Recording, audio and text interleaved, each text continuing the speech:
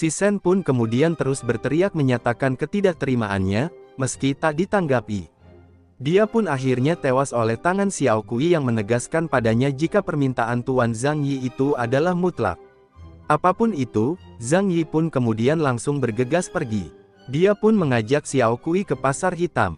Mereka bergerak 13 mil ke utara hingga akhirnya menemukan sebuah tempat yang mengerikan. Di sana hanyalah ada satu pohon kering dengan banyak mayat manusia menggantung di ranting pohonnya. Melihat itu pun, jelas Xiao Kui dan Zhang Yi sangat bingung. Zhang Yi pun menduga jika itu pasti peninggalan para pedagang di pasar gelap. Zhang Yi pun juga menduga jika pasti ada sosok kuat yang terlibat karena pernah mendengar jika beberapa biksu menggunakan isi perut manusia untuk dijadikan obat, sedangkan Xiao Kui memiliki pikirannya sendiri. Dia merasa jika pemandangan itu sangatlah mirip dengan cara jahat Ken Iblis, yang dalam hal ini tentu saja adalah sekte sihir karena mereka yang lebih identik dengan iblis.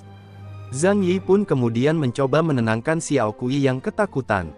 Dia pun memintanya, tenang saja, karena ada dirinya yang bisa menciptakan dunia sempurna sebagai seorang pemilik tubuh suci tertinggi. Zhang Yi ini tuh merasa jika keberadaannya di dunia baru bukanlah sebuah kebetulan, melainkan memang memiliki misi untuk mengatur ulang dunia yang rusak sebagai takdir darinya. Dan apapun itu, tak lama waktu berselang sebuah kereta kuda pun kemudian melesat ke arah Zhang Yi dan Xiao Kui. Kereta kuda itu ditunggangi oleh dua orang yang nampak brutal.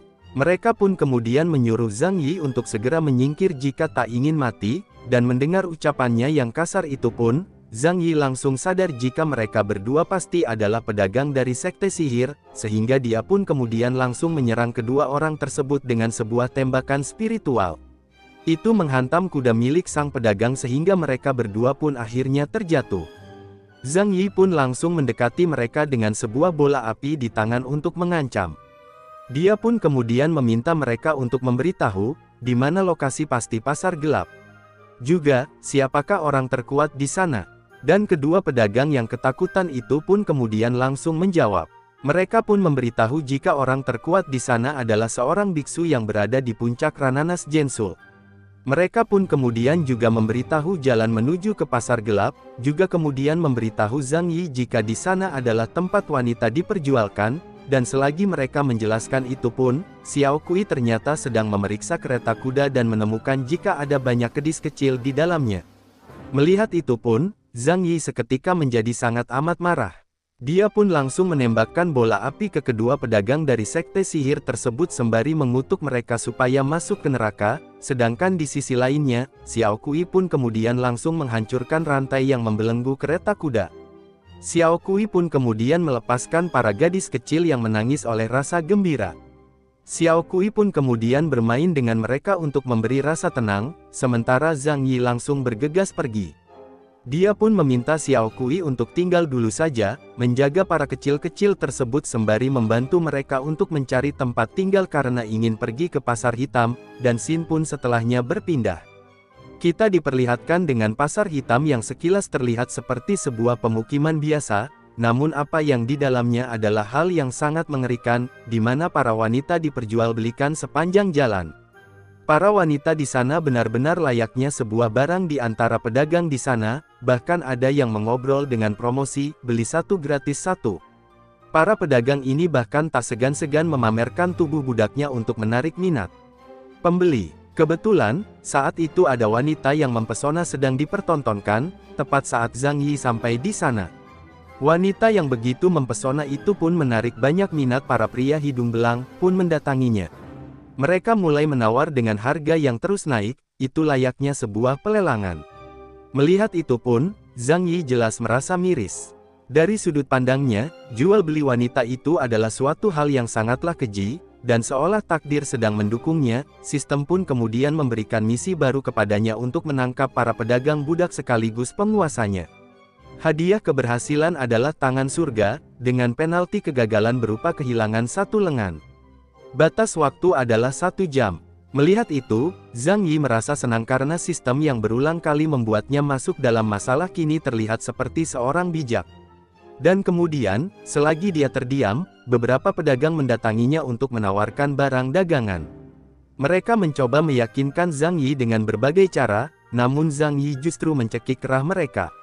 Zhang Yi pun kemudian menyuruh mereka untuk memanggil saja bos pasar gelap karena ingin membeli semua gadis yang ada. Perkataannya itu pun jelas membuatnya menjadi pusat perhatian. Orang-orang pun menuduhnya sebagai seorang pembuat onar, dan di tengah keributan itu pun, seseorang yang sangat mencolok kemudian datang. Dia adalah seorang wanita besar yang tidak lain adalah bos pasar hitam itu sendiri. Dia adalah seorang tetua sekte sihir yang dipanggil Nyonya Yu. Dia jelas datang karena melihat adanya seorang yang membuat onar. Dia pun kemudian bertanya pada Zhang Yi apakah benar ingin membeli semua gadis. Menanggapi itu, Zhang Yi hanya tertawa. Dia senang karena mangsanya justru datang dengan sendirinya, sementara para pembeli berlarian panik. Itu jelas dikarenakan mereka takut pada Nyonya Yu, yang nampaknya adalah seorang yang sangat brut, dan di tengah keributan itu pun, Zhang Yi kemudian melempar topinya sembari menyuruh semua orang untuk berlutut. Semua orang pun benar-benar pelutut sesuai dengan perintahnya, beberapa jelas bingung karena kehilangan kontrol diri.